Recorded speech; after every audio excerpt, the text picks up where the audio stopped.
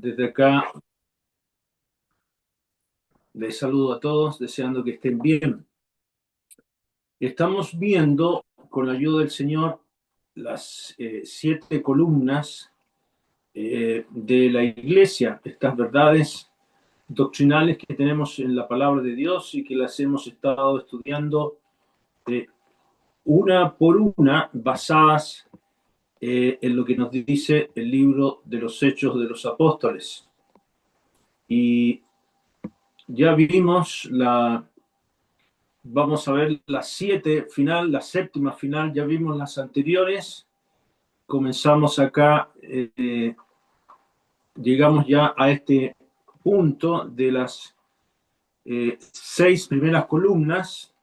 La primera fue la conversión, la segunda columna el bautismo, la tercera columna el añadirse, la cuarta columna perseverar en la doctrina de los apóstoles, perseverar en la comunión unos con otros, la quinta y la sexta, perseverar en la cena del Señor o el partimiento del pan. Y hoy día, con la ayuda del Señor, vamos a ver la última columna, que es la columna de las oraciones. Ya cuán importante es un pueblo que ora, un pueblo que está preparado mediante su dependencia de Dios. Vamos a ir al libro de los Hechos de los Apóstoles, en el capítulo número 2. Vamos a leer desde el versículo número 36. Es el apóstol Pedro que está predicando y dice: sepa pues ciertísimamente toda la casa de Israel que a este Jesús, a quien vosotros crucificaste, Dios le ha hecho Señor y Cristo. Al oír esto se compungieron de corazón y dijeron a Pedro y a los otros apóstoles: varones hermanos, ¿qué haremos? Pedro les dijo: arrepentíos y bautícese cada uno de vosotros en el nombre de Jesucristo para perdón de los pecados y recibiréis el don del Espíritu Santo. Dice luego en el verso 40: y con otras muchas palabras testificaba y les exhortaba diciendo: sed salvos de esta perversa generación. Así que los que recibieron su palabra fueron bautizados. Primera columna. Segunda columna, perdón, la primera columna es los que recibieron su palabra. La segunda columna fueron bautizados. La tercera columna se añadieron aquel día como 3.000 personas y perseveraban. Aquí hay 4 columnas en este verbo perseverar. Perseveraban en la doctrina de los apóstoles, en la comunión unos con otros, en el partimiento del pan y en las oraciones. Aquí está, en este versículo 42, existen 4 cosas en las que la iglesia persevera. Este es un verbo persistente. Estas 4 cosas son la doctrina de los apóstoles, la comunión unos con otros, el partimiento del pan y las oraciones. Y además está a decir que solo quienes son salvados pueden perseverar en estas 4 cosas. Ya vimos que el apóstol Pedro estaba predicando en el día de Pentecostés a una multitud de casi 3.000 personas, quienes al oír que eran culpables de la muerte del Señor Jesucristo, se compungieron de corazón, nos dice ahí el versículo número 37. Esta verdad de compungirse es el arrepentimiento que ellos ejercieron, fueron traspasados en sus corazones, nos dice una traducción bastante apegada al original. La palabra de Pedro les llegó a sus corazones y preguntaron: ¿qué debemos hacer? ¿Qué podremos hacer? ¿Ya? Y los apóstoles les enseñaron que tenían que arrepentirse y ejercer fe y bautizarse como creyentes en Cristo. Por eso, en el verso 41 dice que los que recibieron su palabra, eso muestra que se convirtieron. Y inmediatamente después de convertidos, estas personas se bautizan y luego piden ser parte de una iglesia local. Y podemos decir que solo quienes son salvados por la fe en el Señor Jesús pueden perseverar. Es mediante la oración, como vamos a ver hoy día, que uno al comienzo debe pedir la salvación a Dios. Aquí en el verso número 21, el apóstol les dijo a estos inconversos, les dice a esta multitud, y todo aquel que invocare el nombre del Señor será salvo. ¿Y qué significa esto de invocar?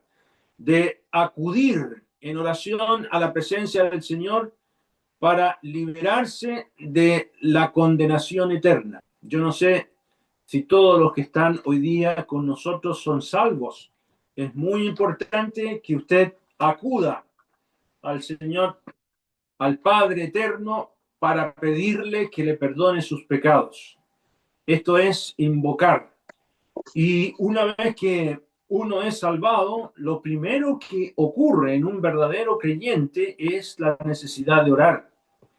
Yo recuerdo el caso de Saulo de Tarso, que perseguía a la iglesia y el Señor se le aparece ahí camino a Damasco, fulminado, cae al suelo y le pregunta al Señor, ¿quién es? Y el Señor responde, yo soy Jesús, a quien tú persigues. Y luego de su conversión, el Señor envía a un discípulo suyo llamado Ananías para que vaya donde está Saulo, para que lo bautice. Y dice en Hechos 9:11, el Señor le dijo, levántate, le dice a Ananías, y ve a la calle que se llama Derecha, y busca en casa de Judas a uno llamado Saulo de Tarso, porque aquí él ora. Lo primero que vemos en este recién convertido, la oración, el deseo de comunicarse y depender de Dios es un síntoma evidente de que alguien se ha convertido. Y esto es fundamental luego en la existencia de una asamblea local. Por eso estamos viendo hoy día la perseverancia en las oraciones. Y la reunión de oración representa los pulmones de la iglesia local. Reunirse para orar como iglesia es lo que oxigena al pueblo de Dios. La cena del Señor es el corazón de la asamblea, pero la reunión de oración, los pulmones de la asamblea. La primera actividad que se registra de la iglesia, de los creyentes, fueron que ellos estaban, ese pequeño grupo de 120 creyentes estaban orando. Mire cómo comienza el capítulo 1 del libro de los Hechos, en el verso número 14. Todos estos perseveraban, ahí tenemos nuestro verbo, persistente, unánimes, en oración y ruego con las mujeres y con María, la madre de Jesús, y con sus hermanos. En aquellos días Pedro se levantó en medio de los hermanos y los reunidos eran como 120 en número. Y dijo, y ahí empieza el apóstol Pedro a presentar la necesidad de escoger a un sucesor de Judas. Pero aquí, ¿qué está haciendo la iglesia? Están orando. Y amados hermanos, para nosotros que somos del Señor, es tan necesaria este equipamiento para la vida de la iglesia. Toda esta actividad de la iglesia en el libro de los Hechos era mediante la oración. Y saben, hermanos, que el equipamiento del soldado cristiano que aparece en el libro de Efesios es fundamental, los 7 elementos que debía llevar el soldado de la fe. Pero hay un octavo que protege todo lo anterior. Vamos al libro de Efesios. Y aquí el apóstol Pablo está hablando no del creyente solo, sino del creyente en la iglesia. Efesios 6:10 dice, Por lo demás, hermanos míos, fortaleceos en el Señor y en el poder de su fuerza, vestidos de toda la armadura de Dios, para que podáis estar firmes contra las acechanzas del diablo, porque no tenemos lucha contra sangre y carne, sino contra principados, contra potestades, contra los gobernadores de las tinieblas de este siglo, contra huestes espirituales de maldad en las regiones celestes. Por tanto, tomad la armadura de Dios, tomad la armadura de Dios, y dice, para que podáis resistir en el día malo y habiendo acabado todo, estad pues firmes, ceñidos vuestros lomos con la verdad, vestidos con la coraza de justicia, calzados los pies con el apresto del evangelio de la paz, y sobre todo tomad el escudo de la fe con que podáis apagar todos los dardos del fuego del maligno, y tomad el yelmo de la salvación y la espada del Espíritu, que es la palabra de Dios. Ahí están los 7 elementos del equipamiento del soldado, pero falta un octavo. Verso 18, orando en todo tiempo, con toda oración y súplica en el Espíritu, velando en ello con toda perseverancia y súplica por todos los santos. Este elemento octavo protege todo lo demás. Podemos tener muy claro el tema de la evangelización, el tema de la palabra, etcétera, etcétera, pero si descuidamos la oración, vamos a ser vulnerables como pueblo de Dios. De manera que podemos repetir que la oración era fundamental para la iglesia. Yo no sé si usted recuerda cuando Daniel, estando en Babilonia, en la gran responsabilidad que tenía él de representar a Dios, cuando aquel rey tuvo aquel sueño que nadie más lo podía interpretar y había dicho a todos los magos que había en Babilonia que morirían si no le revelaban el sueño. ¿Ya? Daniel preguntó, ¿cuál es la causa de que este edicto se publique de parte del rey tan apresuradamente? Y Arioc le hizo saber a Daniel. Entonces, ¿qué es lo que hace Daniel? Estoy leyendo ahora en Daniel 2:17. Luego se fue Daniel a su casa e hizo saber lo que había a Ananías, a Misael y a Azarías, sus compañeros, para que pidiesen misericordias del Dios del cielo sobre este misterio, a fin de que Daniel y sus compañeros no pereciesen con los otros sabios de Babilonia. Entonces el secreto fue revelado a Daniel en visión de noche, por lo cual bendijo Daniel al Dios del cielo. Ahí tenemos el resultado de una oración en equipo. Yo no sé si los ancianos en Santa María o en otros lugares se reúnen para orar por la iglesia. Este es un asunto, hermano, fundamental. No solamente de los ancianos, sino de la iglesia. ¿Se acuerda usted también el caso cuando Esther estaba en el palacio con el rey?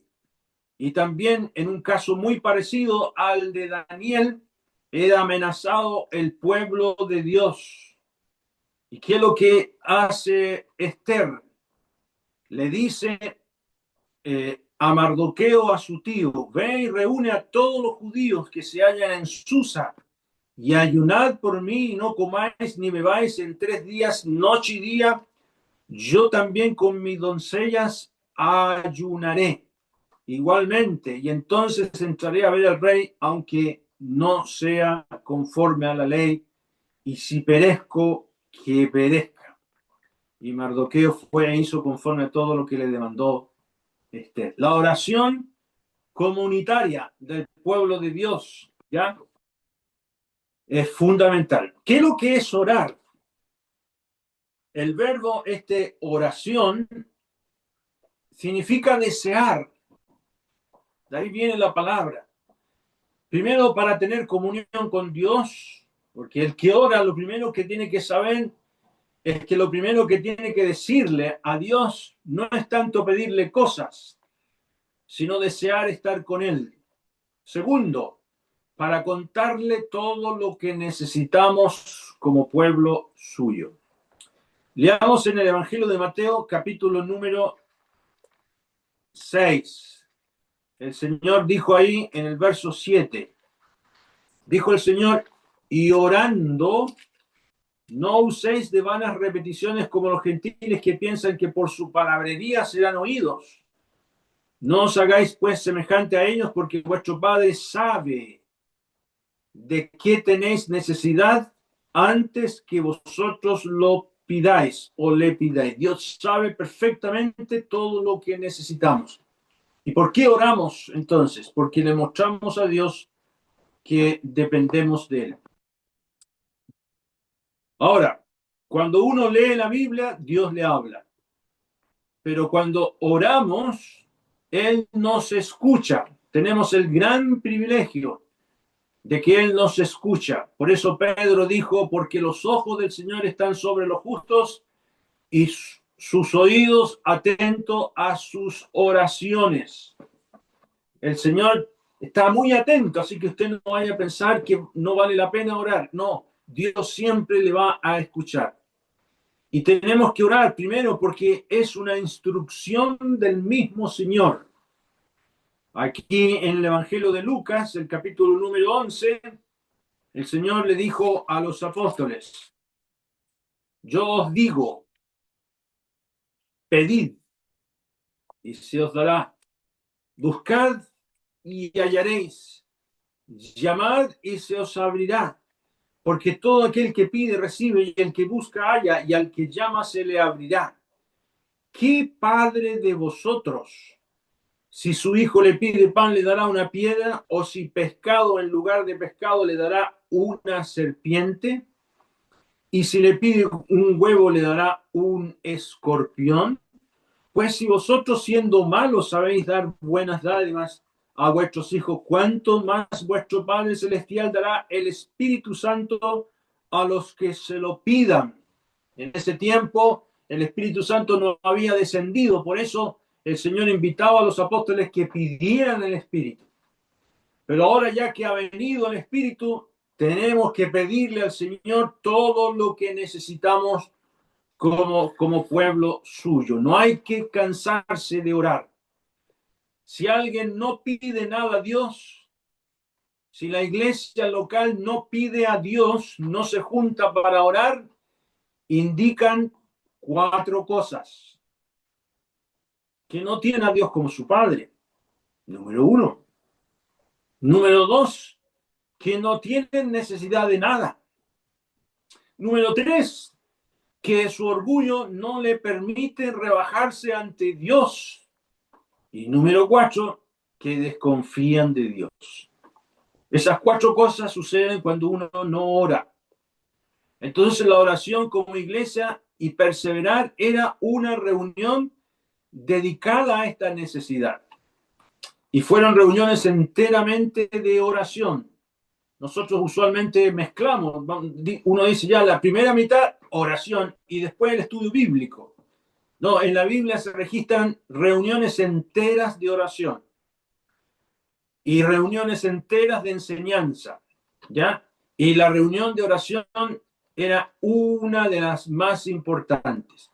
A eso se dedicaban los apóstoles. ¿Se acuerdan cuando se presentó este problema acerca de las viudas griegas que eran desatendidas en la distribución diaria? El problema fue solucionado escogiendo a 7 varones. Y mire el argumento, vamos a Hechos 6. Dijo el apóstol Pedro, buscad, en el capítulo 6 de Hechos, verso 3, buscad pues, hermanos, de entre vosotros a 7 varones de buen testimonio, llenos del Espíritu Santo y sabiduría, a quienes encarguemos este trabajo. Y nosotros persistiremos en la oración y en el ministerio de la palabra de Dios. Antes de perseverar en el ministerio, era fundamental la oración. De manera que fue una actividad común de la iglesia naciente. Aparece aquí para el reconocimiento de los diáconos, ahí en el verso 6, a los cuales presentaron ante los apóstoles, quienes orando les impusieron las manos. La iglesia oró por este trabajo, por esta selección de estos 7 hermanos. Cuando Pedro fue encarcelado, mire lo que dice el capítulo 12 de este mismo libro de los Hechos.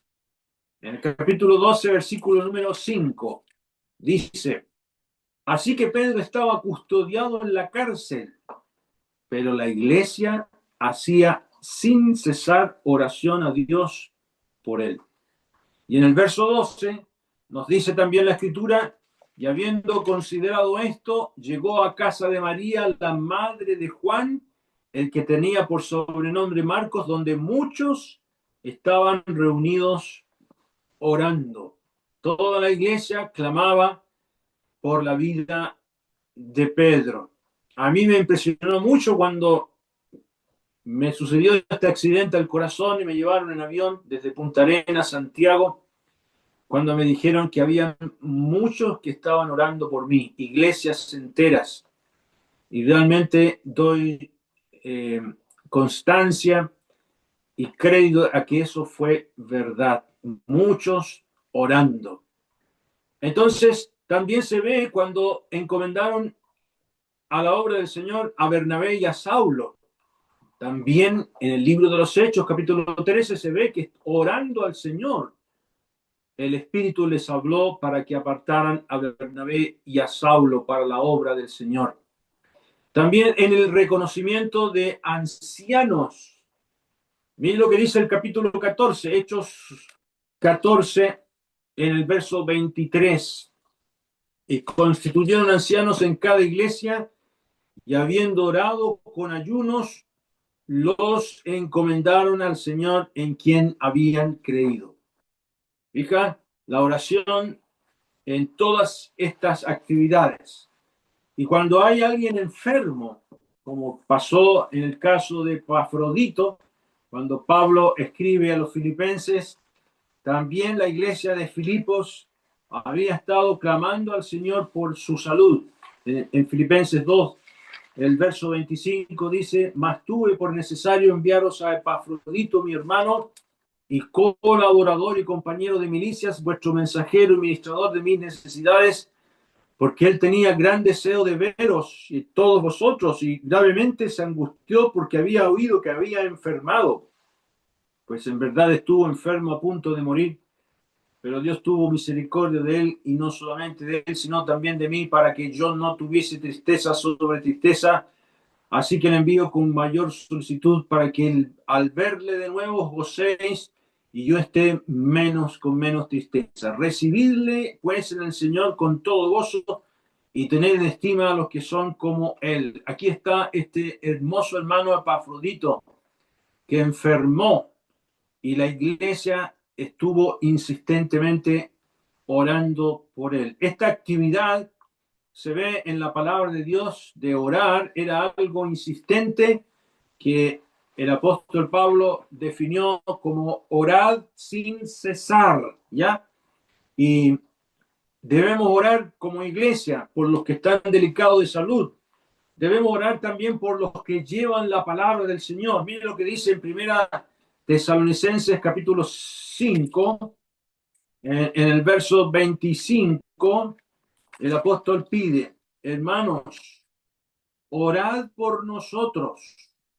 Eso significa que el apóstol se sentía frágil y necesitado de que la iglesia los acompañara en la oración. Orad por nosotros. También en segunda Tesalonicenses capítulo 3, el versículo 1. Por lo demás, hermanos, orad por nosotros para que la palabra del Señor corra y sea glorificada, así como lo fue entre vosotros, y para que seamos librados de hombres perversos y malos, porque no es de todos la fe, pero fiel es el Señor, que os afirmará y guardará del mal. Notan ustedes, hermanos, cómo el apóstol le pide a las iglesias este tema de la intercesión por él y su trabajo para el Señor. Entonces Pablo siempre solicitaba a las iglesias locales la oración. Cuando escribe a Filemón, ahí en la casa de Filemón funcionaba una iglesia. Y en el verso número 22 del capítulo que tiene, el único capítulo que tiene, en el verso 22 dice: prepárame también alojamiento, porque espero que por vuestras oraciones os seré concedido. Y el apóstol Pablo estaba siendo sostenido por esta iglesia que estaba en la casa de Filemón, este colaborador a quien el apóstol Pablo le escribe esta carta. Así que vamos a ver ahora un ejemplo bíblico en el libro de los Hechos de la oración de la iglesia.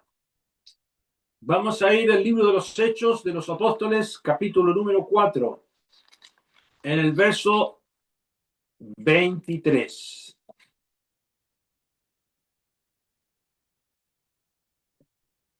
Los apóstoles habían sido detenidos por llevar la palabra de Dios y predicarla ahí en el templo, cuando sanaron a un cojo de nacimiento, Pedro y Juan, y los colocaron en la cárcel. Y dice en el verso 23: y puestos en libertad, vinieron a los suyos y contaron todo lo que los principales sacerdotes y los ancianos les habían dicho. Y ellos, habiéndolo oído, alzaron unánimes la voz a Dios y dijeron: soberano Señor, tú eres el Dios que hiciste el cielo y la tierra, el mar y todo lo que en ellos hay, que por boca, el versículo 24 dice, el versículo 25, que por boca de David tu siervo dijiste: ¿por qué se amotinan las gentes y los pueblos piensan cosas vanas?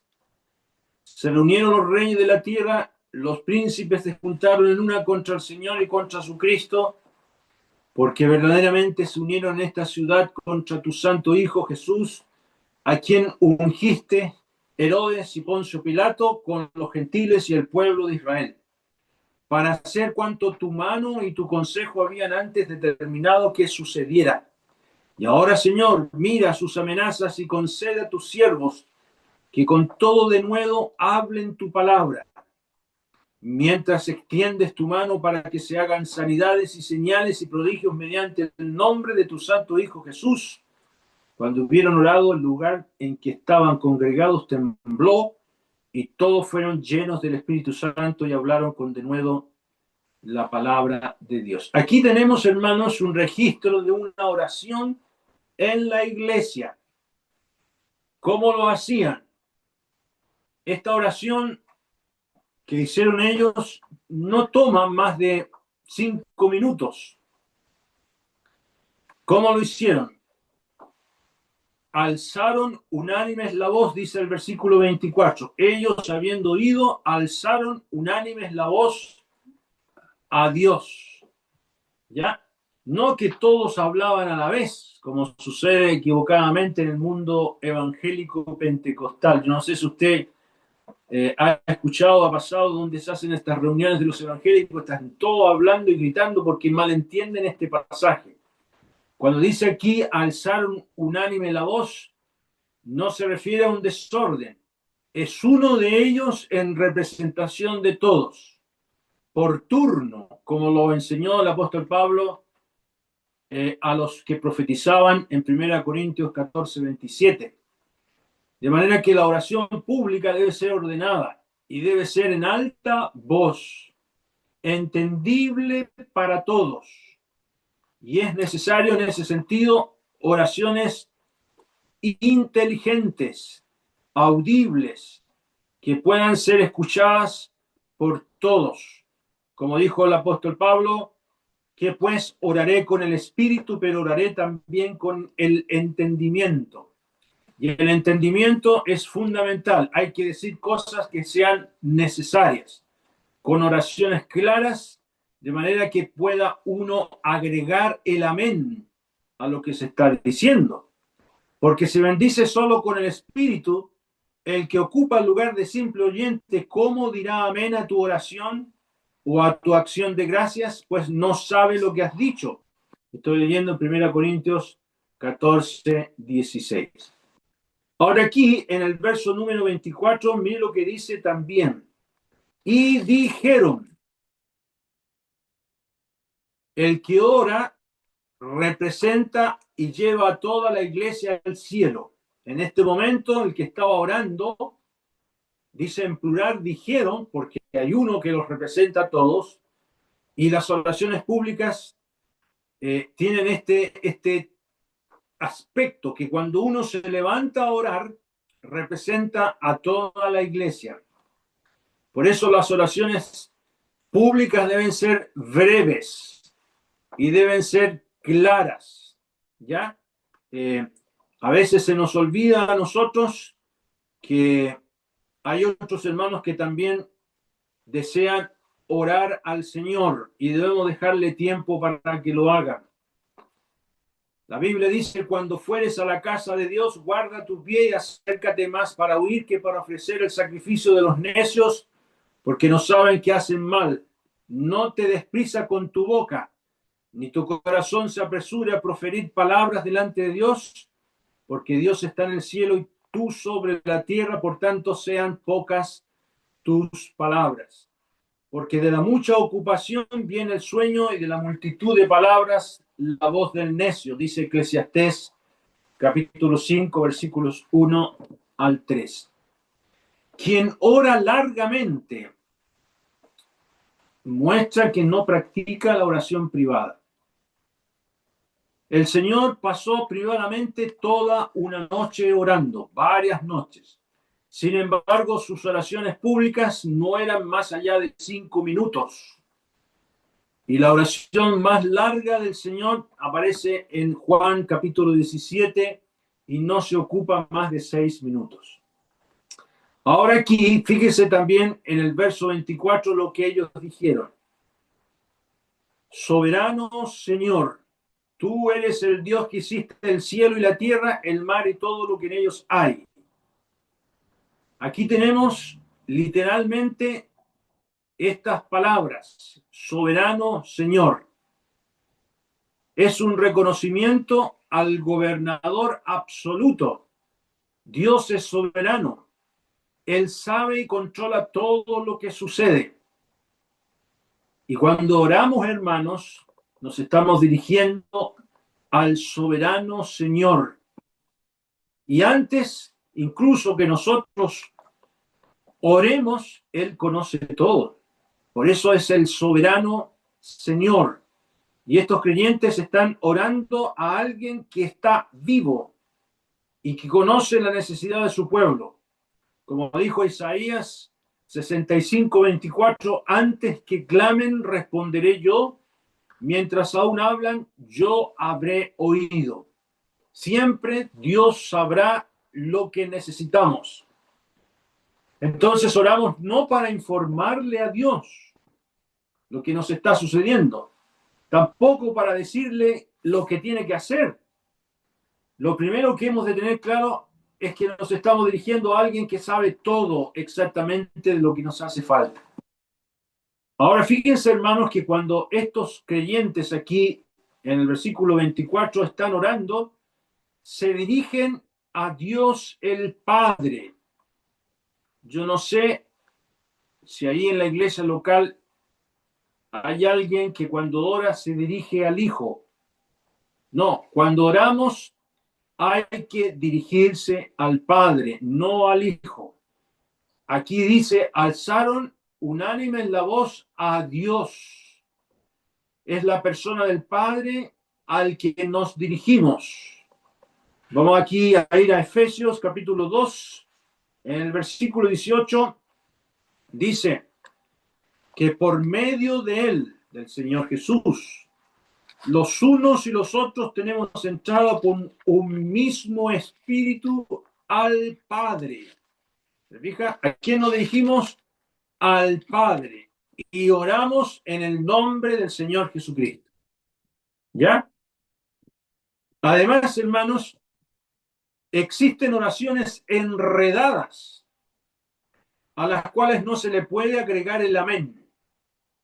porque hay algunos que en la oración dicen algo así: te damos gracias, Padre, porque moriste en la cruz y derramaste tu sangre.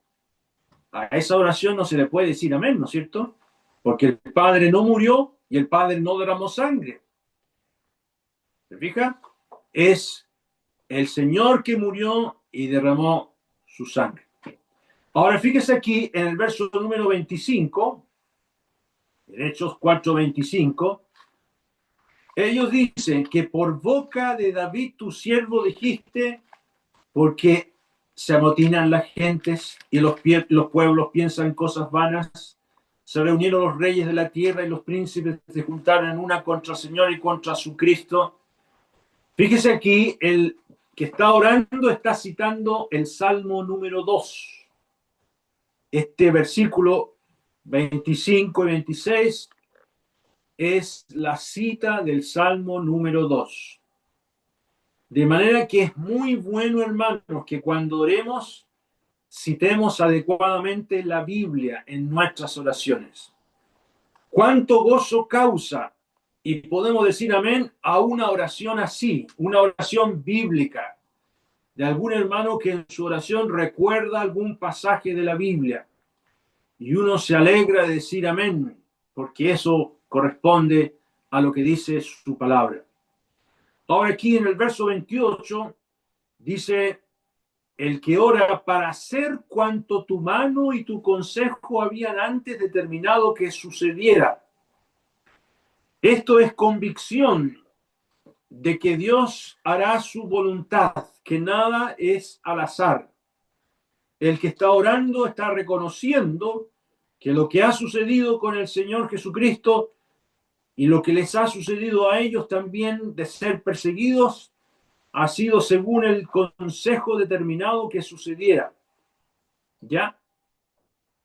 También miren el verso 29. Ahora, Señor, mira sus amenazas y concede a tus siervos que con todo de nuevo hablen tu palabra. Las peticiones que vemos aquí es por el deseo que tenían ellos de que la palabra de Dios creciera. Ellos no están pidiendo salir del peligro, ni que castigue a los verdugos. Ellos lo que piden es que les conceda a ellos como siervos que hablen con todo de nuevo la palabra de Dios. Yo no sé, hermanos, si ustedes se han sentido amedrentados porque estaban predicando en la plaza o en otros lugares y ya no lo están haciendo. Tienen que orar al Señor para que se vuelva a proclamar la palabra de Dios. Miren lo que dice en el capítulo número 6, en Hechos 6, versículo número 7. Y crecía la palabra del Señor, y el número de discípulos se multiplicaba grandemente en Jerusalén.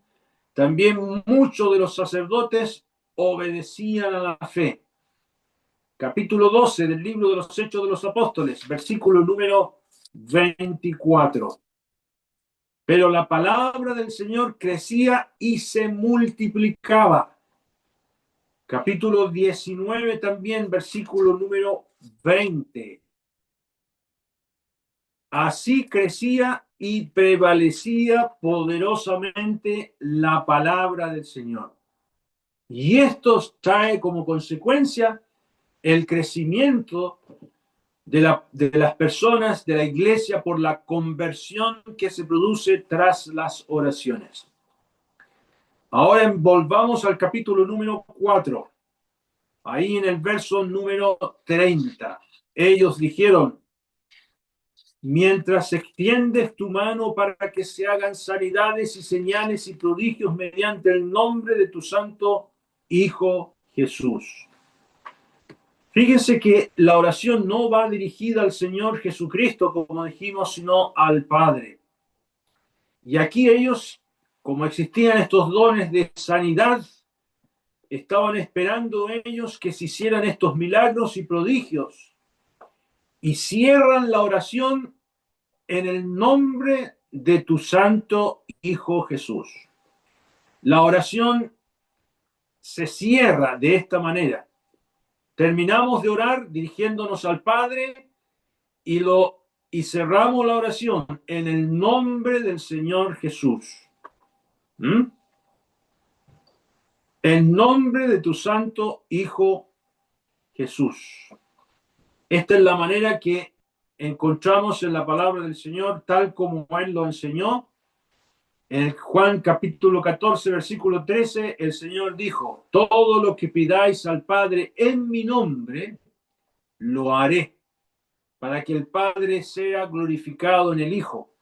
Si algo pidieres en mi nombre, yo lo haré, dice Juan 14, 13, 14. También en el capítulo 16 de Juan, el Señor Jesucristo dijo en el verso 23, en aquel día no me preguntaréis nada, de cierto os digo que todo cuanto pidiereis al Padre en mi nombre, os lo dará. Hasta ahora nada habéis pedido en mi nombre. Pedid y recibiréis, para que vuestro gozo sea cumplido. Qué hermoso, hermanos, cuando la iglesia está orando insistentemente y ven una oración contestada. Hay gozo cumplido. Finalmente, volvamos a Hechos capítulo 4, versículo número 31. Dice ahí: cuando hubieron orado, el lugar en que estaban congregados tembló, y todos fueron llenos del Espíritu Santo y hablaban con denuedo la palabra de Dios. Aquí está la llenura del Espíritu Santo a toda la iglesia. ¿Por qué?